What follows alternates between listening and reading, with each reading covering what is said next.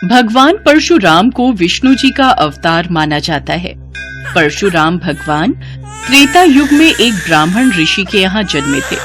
वे विष्णु के छठे अवतार हैं। पौराणिक वृतांतों के अनुसार भगवान परशुराम का जन्म महर्षि भृगु के पौत्र महर्षि जमदग्नि और माता रेणुका के पास हुआ। इनका जन्म वैशाख शुक्ल तृतीया को हुआ था। वे भगवान विष्णु के आवेशावतार हैं। परशुराम अपने भाइयों में सबसे छोटे थे। महाभारत और विष्णु पुराण के अनुसार परशुराम जी का मूल नाम राम था, किंतु जब भगवान शिव ने उन्हें अपना परशु नामक अस्त्र प्रदान किया, तभी से उनका नाम परशुराम हो गया। पितामह भृगु द्वारा संपन्न नामकरण संस्कार के पश्चात वे राम कहलाए। वे ऋषि जमदग्नि के पुत्र होने के कारण जामदग्नि और शिवजी द्वारा प्रदान किए परशु को धारण किए रहने के कारण परशुराम कहलाए। परशुराम को भगवान शिव से विशेष परशु प्राप्त हुआ था। इनका नाम तो राम था, किंतु भगवान शंकर द्वारा दिए गए अमोघ परशु को सदैव धारण किए रहने के कारण ये परशुराम कहलाते थे। भगवान परशुराम अपने माता पिता का बहुत सम्मान करते थे। वे अपने वचन पर भी सदैव अटल रहते थे। यदि एक बार वचन निभाने की प्रतिज्ञा ली तो फिर उसे पूरा करके ही रहते थे। महर्षि दुर्वासा की भांति परशुराम अपने क्रोधी स्वभाव के लिए विख्यात हैं। कहा जाता है कि एक बार अपने पिता के कहने पर भगवान परशुराम ने अपनी ही माता का शीश धड़ से अलग कर दिया, क्योंकि वे अपने पिता को वचन दे चुके थे।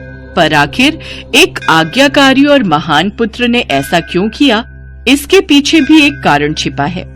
शास्त्रों में लिखी एक पौराणिक कथा के अनुसार एक बार परशुराम जब वन में गए हुए थे तो उनकी माता रेणुका जल लेने नदी पर गई। वहाँ उन्होंने गंधर्व राज चित्ररथ को अप्सराओं के साथ जल क्रीड़ा करते देखा और कुछ देर वहीं रुक गई। वास्तव में माता रेणुका का मन उस ओर खिंच गया था।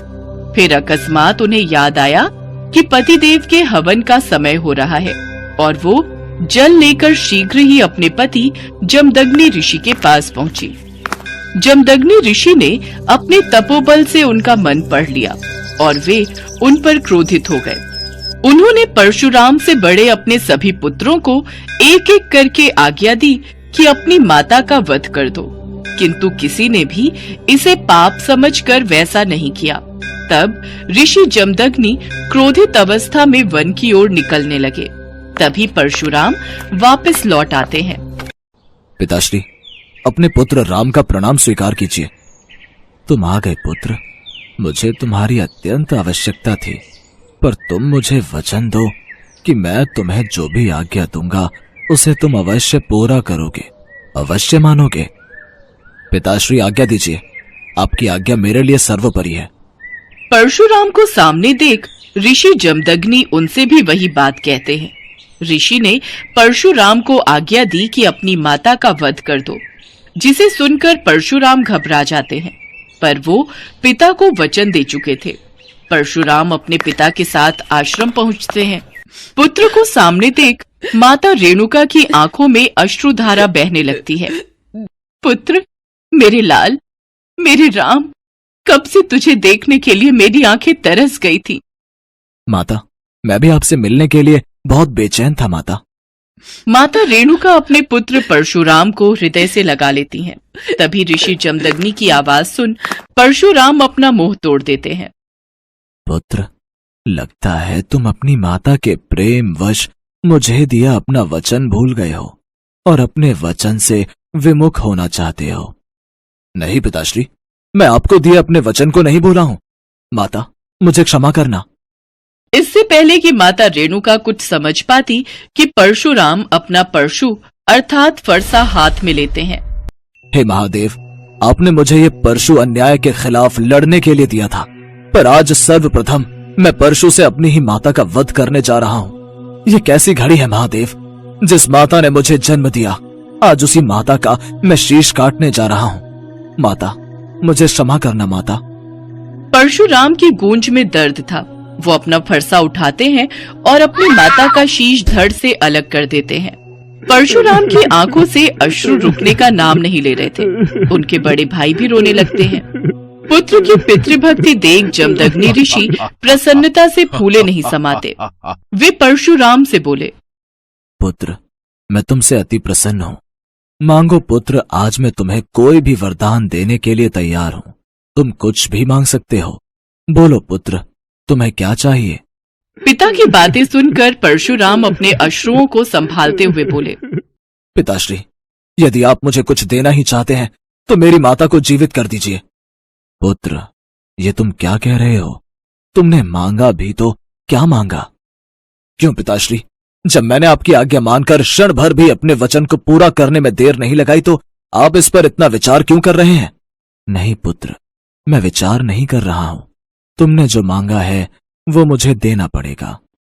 ऋषि जमदग्नि अपने कमंडल में से जल लेकर मंत्र पढ़ते हैं और माता रेणुका के शरीर पर छिड़कते हैं और देखते ही देखते ऋषि जमदग्नि के तपोबल से माता रेणुका फिर से जीवित हो जाती हैं।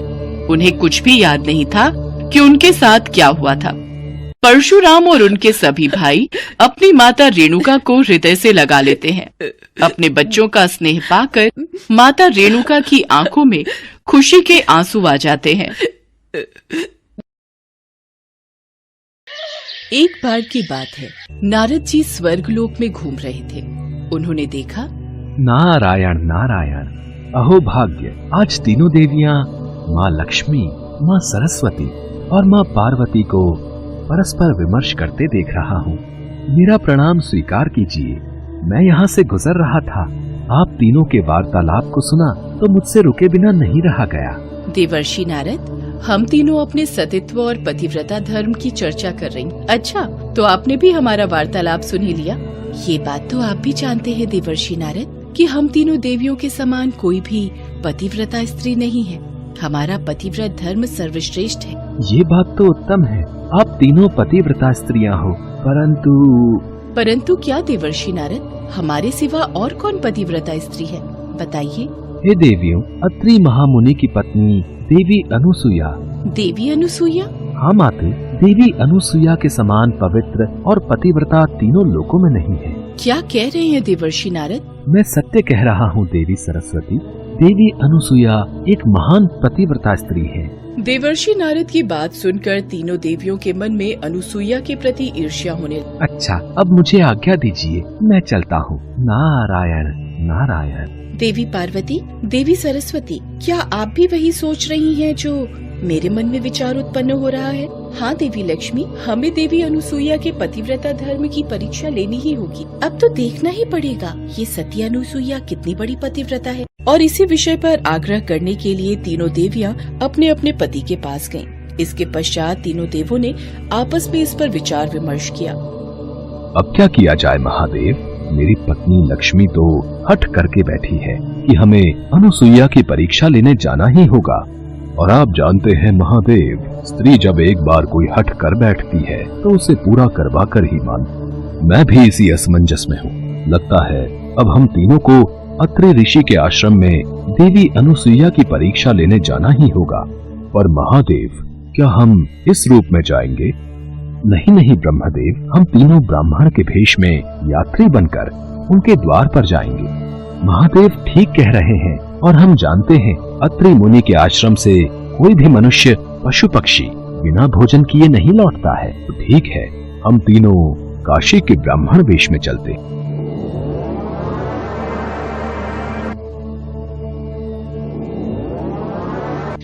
हाँ महादेव, आश्रम तो सामने है। अब बताइए हमें क्या करना है? सामने से वो पेड़ों की बूटियां, पत्तियां और कुछ कंकड़ पत्थर अपनी झोली में डाल दो। प्रणाम मुनिवर, आइए, अत्रि ऋषि के आश्रम में आपका स्वागत है। हम काशी नगरी से आए हैं और तीर्थ यात्रा पर निकले हैं, इसलिए हम अत्रि ऋषि और देवी अनुसुईया से भेंट करना चाहते हैं। मुनिवर, अत्रि मुनि तो अभी तपस्या में लीन है। हाँ, देवी अनुसुईया आश्रम में ही है, आप उनसे भेंट कर सकते हैं।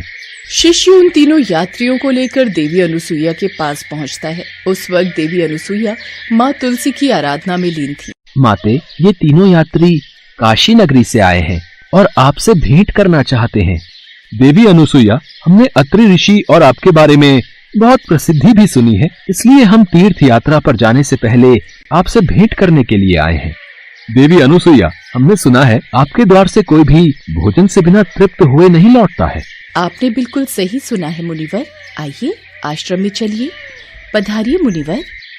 देवी अनुसुईया, हमें बहुत भूख लगी है, हमारे लिए अति शीघ्र भोजन परोसा जाए। बताइए मुनिवर, आप भोजन में क्या खाएंगे? मैं आपकी इच्छा अनुसार ही भोजन का प्रबंध। देवी अनुसुईया, हमारे पास जो भी है आपको वही हमारे लिए बनाना होगा। हम अपने भोजन की सामग्री साथ लाए हैं। जो आज्ञा मुनिवर, आप मुझे जो भी सामग्री देंगे मैं शीघ्र ही उसका भोजन तैयार करके आपको परोस दूंगी।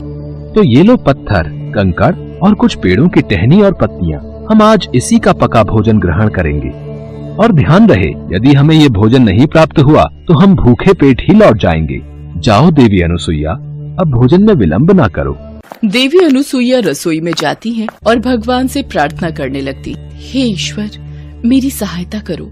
मैं जानती हूँ ब्रह्मा, विष्णु और महादेव तीनों देवता मेरी परीक्षा लेने आए हैं। मेरी सहायता कीजिए प्रभु। यदि मैं सच्चे हृदय से आपका स्मरण करती हूँ तो ये सामग्री भोजन में परिवर्तित हो जाए। देखते ही देखते कंकड़, पत्थर और सूखी पत्तियाँ और टहनी एक स्वादिष्ट भोजन में परिवर्तित हो जाती है। देवी अनुसुईया भगवान को धन्यवाद करके वह भोजन ब्राह्मण रूपी ब्रह्मा, विष्णु और महादेव के समक्ष लेकर जाती है। भोजन तैयार है मुनिवर, अगर आप कहें तो मैं भोजन आपको परोस दूं। देवी अनुसुईया, हम तीनों ये भोजन एक ही शर्त पर ग्रहण करेंगे। आपको हमारे समक्ष बिना वस्त्र के आना होगा और भोजन परोसना होगा। यदि आप ऐसा करती हैं तभी हम भोजन ग्रहण करेंगे, नहीं तो हम तीनों यहाँ से भूखे ही चले जाएंगे। आप कुछ देर प्रतीक्षा कीजिए, मैं अभी आई। देवी अनुसुईया ध्यान में लीन अपने स्वामी अत्रि ऋषि के पास जाती हैं और उनसे सारी बात कहती हैं। स्वामी, अब आप ही बताइए मैं क्या करूं? देवी अनुसुईया, आप तो इतनी पतिव्रता हैं कि आप जब स्नान के लिए जाती हैं तो आपके सतीत्व के तेज के सामने भगवान सूर्य देव भी कुछ पलों के लिए अपनी आंखें मूंद लेते हैं। अनुसुईया, आपके पतिव्रत का इतना तो तेज है कि कोई भी उसे सहन नहीं कर सकता। और आप जानती हैं, हमारे यहाँ तो तीनों लोकों के स्वामी त्रिदेव पधारे हैं। ब्रह्मा, विष्णु, महेश तो हमारे माता पिता हैं, जिन्होंने हमें जीवन दिया है। तो उन माता पिता के सामने भला कैसी लज्जा। निसंकोच होकर घर जाओ और अतिथियों की सेवा करो।